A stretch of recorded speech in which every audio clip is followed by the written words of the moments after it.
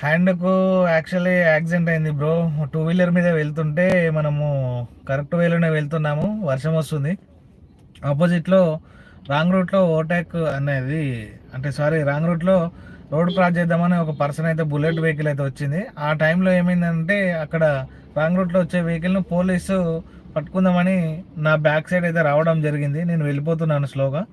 ఆ టైంలో రాగానే పోలీస్ అతను తప్పిపోయి డైరెక్ట్ మన హ్యాండ్కి అయితే టచ్ కావడం జరిగింది, బుల్లెట్ వెహికల్.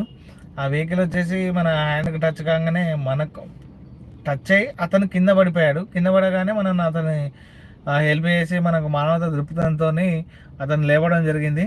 తర్వాత అతను వెళ్ళిపోయాడు. 2 days తర్వాత నాకు చెయ్యి పెయిన్ వస్తుంది, ఫోన్ లిఫ్ట్ చేయడానికి కూడా చాలా ఇబ్బంది అవుతుంది. సో దానికోసమనే మనం స్కాన్ చేపిస్తే మనకి ఇక్కడ హ్యాండ్ బ్రేక్ అయిందని తెలిసిపోయింది. ఇక మళ్ళీ హడావుడిగా వెళ్ళి తెలిసిన డాక్టర్ మన కస్టమర్లు ఉన్నారు, 2-3 ఉంటే వాళ్ళ సజెషన్ తీసేసుకొని రాడ్ అయితే చేపించడం జరిగింది 2 fingers.